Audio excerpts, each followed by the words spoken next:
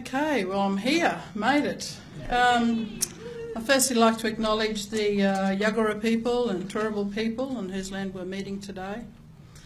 And it would be remiss of me not to mention some important people sitting in the room. I nearly wasn't going to come because the thought of seeing people who shaped my future was too much. In fact, I hardly slept last night. Dan O'Neill, Peter Wertheim. You know, we've got Jim Beats and Jim Alexander. There's some people, wonderful people from the women's movement who are here. A person who had the opportunity to live with me at Jefferson Street, the famous 83 Jefferson Street in Toowong, Sue Russell, and many, many others. You know, I can honestly stand here and say I have been involved in more than 50 years of direct action throughout my life. And I wonder if that's a question that each of you should ask yourselves. If every day of your lives in the last 50 years that you had done something to contribute to making the world a better place. Because I think from where young people are sitting, they see our generation, the generation before mine, as a people who totally stuffed this world up, who turned it into such a corporate nightmare that people find it really difficult and a complex place to now live in. I want to also acknowledge that, you know, if it wasn't for the consciousness raising groups that I attended, had little understanding of, the different ideological groups that I was exposed to as a young age when I attended the university, that I would never have understood that for every two Trotskyists there were three ideologies, and many other very important lessons that I learnt along the way. The most important lesson, though, that I learnt was that I could have continued on a path of being an academic or whatever it was that I was going to be on. But I thought the really important thing that I could do was that my grandmother had always taught me the importance of education. And those who knew me, I spoke more articulated English, better than the Queen speaks it, in fact. Because my grandma always had a saying that if you're going to speak English, speak English. If you're going to speak language, speak language. And so I came into being a person who was recognised as, you know, an articulate speaker or whatever in the movement. But the thing that shapes your life at the end of the day is what it is that drives you inside, your spirituality. Those things that have the greatest importance within you as a human being and the kind of place that you want your children, your grandchildren, and all of those people who you love to live in. And we had very little resources. To this day, very little resources. So in 50 years, we still are not resourced. We are still right up in there in terms of all of those things that we talked about through the 60s and 70s and 80s and 90s and so on, as being the most disadvantaged people in this country. And so here we are in 2017, and I look back and I try to think of those things that are really important. And I ask this question: were you there when the Aboriginal Embassy marches are on? You marched in 67. Were you there in 72? Were you there in 82 when the Commonwealth Games were on? Were you there through the 90s when the Royal Commission Aboriginal Deaths in Custody, where our people were dying at an incredible rate through incarceration? Were you there through those periods of time? And I look around the room, and I look around the rooms at many, many people, places that I speak at, and people can say, we actually weren't there. Some came to the 88, to the reconciliation marches, but that was about it. And so what I saw have been all of these incredible missed opportunities that non-Indigenous people have had within this country in the last 50 years.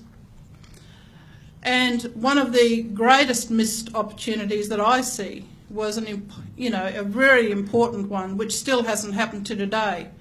But hopefully, Adrian, brother, through the Adani campaign, that we'll see. And that is the coming together of people who care about the environment.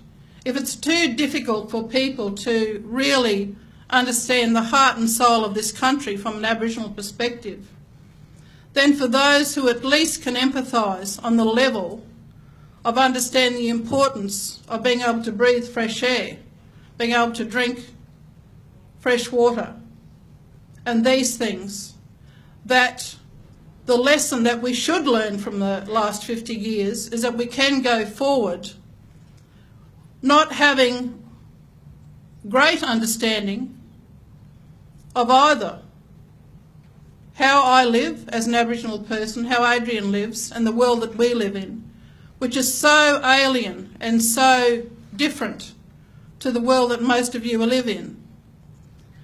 It's a very, very tough place. Very tough place. It is violent, there's aggression, there's lateral violence that is going on in our communities that is affecting our ability to move forward as a people, that affects the governance and the ability to make decisions within our communities. So in the 70s, what we talked about is, Aboriginal men were castrated and, we were told to keep our mouths shut basically as Aboriginal women, that we couldn't air some of the things that were happening. And that went on for many, many years. I went through 30 years of domestic violence, and I don't mean just, a slap in the face, where I was kicked, punched, ended up in hospital for 3 days, woke up, didn't know who did it. This is a very, very tough lifestyle. It's not one that if someone said, as an activist, what kind of life are you going to choose to be involved in? What are you going to choose to do? Sometimes it doesn't matter. Things choose you. They choose you. And through those hardships, you learn so much about human nature and about people. And at the end of the day, it has got nothing, absolutely nothing to do with money. We've never had money. It's got nothing to do with money. You can go and campaign all you like and get all the funds, and you can have auctions and get the $200 or whatever. At the end of the day, that is all meaningless. Because the only way change ever occurs, yes, you can have a philosophical understanding about the system and how it all works, but at the end of the day, do you go to bed thinking at night, there are probably 7 families in this whole planet that actually control all of the wealth of the planet? Is that what you go to bed thinking about? Well, many people do, and many people end up with mental health issues as a result of it, and I have seen that happen to people. Or you go to bed thinking, what can I do tomorrow where I can make some change in this world? The things that I find amazing about Queensland is that we survived Bjelke-Petersen, only to find that those people who have followed after Bjelke-Petersen have so many similarities it doesn't even matter. So in that survival though, what we learnt was that you can go and march, you can demonstrate, you can get bashed by the police, you can get isolated, you can end up with an ASIO file, you can end up with, an ability not to be able to get a job or do anything else in your life. But if any of you have an opportunity to ever go around in this country and to really see what's happening with our communities, we are in a war that you cannot believe. It is a war that will only be won by people like yourselves and the encouragement of people like yourselves and others to get up each day and say, we can win this, we can make a difference. The youth suicide in our country, I have a son who's one of my children. I have 7 children, 23 grandchildren.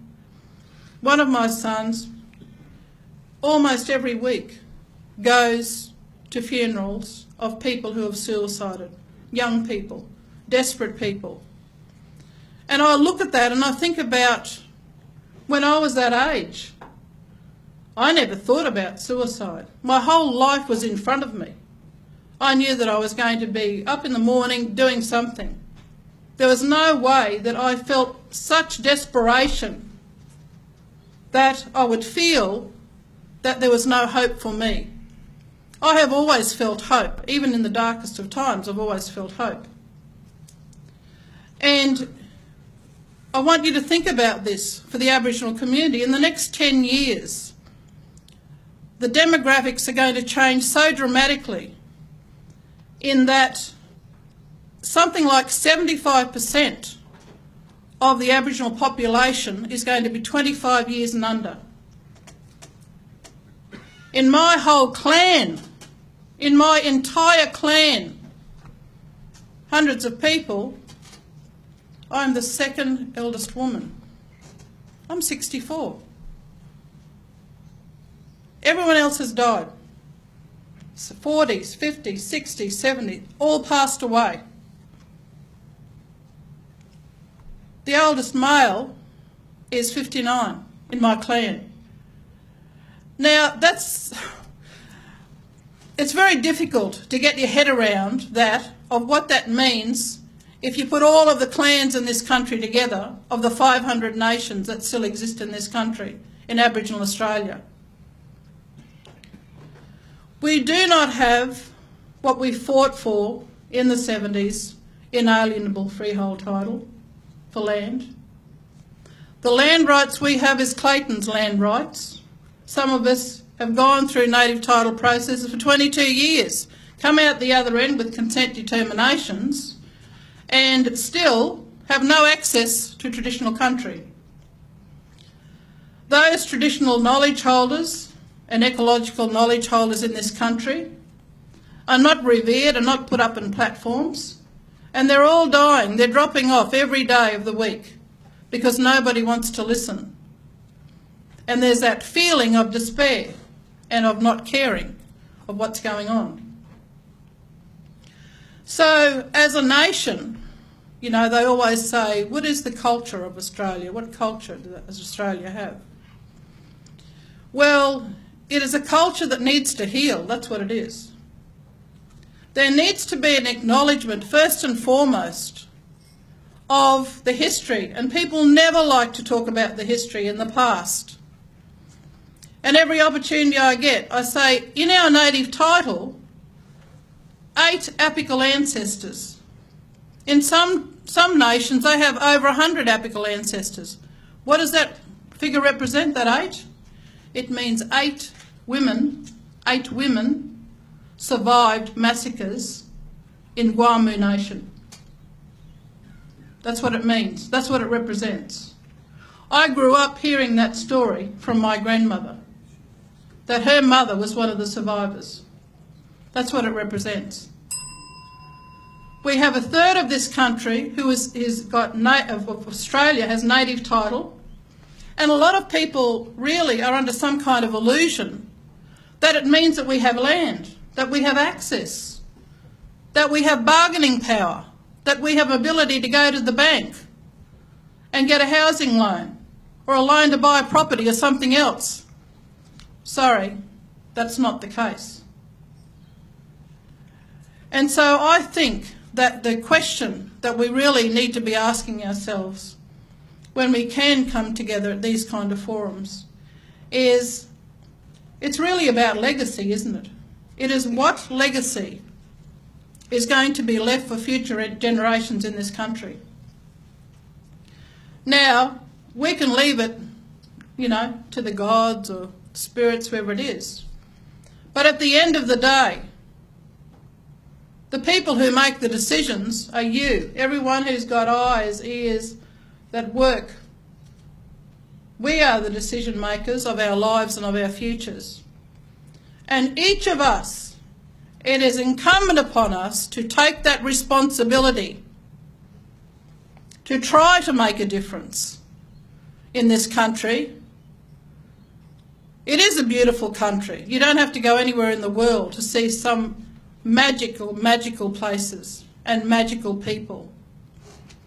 I have great faith that there are still amazing people in this country who will die for what they believe in. And I remember that's one of the things that we had to ask ourselves in the 70s. Are you willing to die for what you believe in? The answer from me was yes, of course, and for many others. But I wonder now if people are still willing to answer that question honestly. Because as Aboriginal people now, this war that was started in 1788 has continued on. It's like that octopus that you cut that off, boom, it grows another one, boom, grows another one, and it goes on and on and on. When the intervention occurred for the Northern Territory, there should have been 1 million people or more on the streets marching against it. There should have been. Where was everybody? It is the most horrific, inhuman way that people can be treated. A basic card, which is now they're trying to roll out for all people who are on Centrelink. A basic card which absolutely controls your life. Talk about Bjelke Peterson, you know, and the Aboriginal settlements and communities. We are here in 2017 and it's still occurring. It is our responsibility to do something about that. And if you're not prepared to do it, don't pretend you're an activist, or don't pretend that you understand and you're humane and you're compassionate and you've got all the things that you believe in. You believe in nothing unless you're willing to get up every day and be involved in this war. And it's now extended beyond Aboriginal people, because the war now is about a really critical thing of water rights in this country, food sovereignty in this country. Someone mentioned the Chinese. Out in our country, 20 properties which represent hundreds of thousands of square miles have been bought by the Chinese, have been bought by everyone's buying Australia. There's no accountability. There's no anything anywhere. No one seems to care.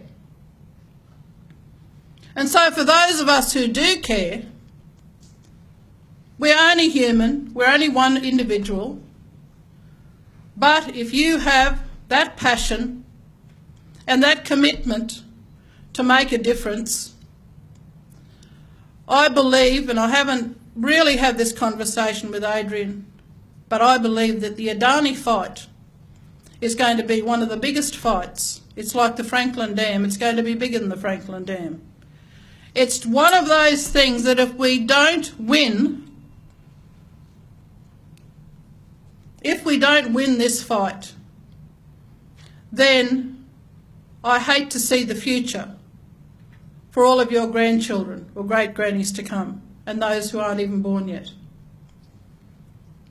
Because once you start mucking around with the water sources of this country, it's irreparable once the damage is done. And we could all stand here, Drew, all of us, another fantastic, amazing man, campaigner, human being. You know, once the damage is done, you can't repair it. Once you put that big hole in the ground that they want to put in Adrian's country, well, hey, what are you going to fill it back up with? Get some dirt from someone else's country, then they're unhappy about it. You know, it's such a nonsense. It's so all-consuming, and And in consuming us, it's eating away the very fibre that makes us who we are. That's what it does. I really wish that I'd had, 3 hours. Peter Wertheim could always lecture for 10 hours straight if he wanted to. I remember that. You never ever asked him, what is the meaning of life, Peter, unless you had 5-10 hours to spare. But I really wish that I'd had more time. But in saying that, thank you, Marion, for remembering me and for asking me to speak here. It is wonderful to see some of you, all of you, those who I don't know. And I can assure you that in this day of 50 years of direct action, I will continue to be involved in direct action until I die, and probably beyond, because I think that I'll probably be orchestrating up there in the spirit world as well. I'm pretty much sure of it. So thank you so much.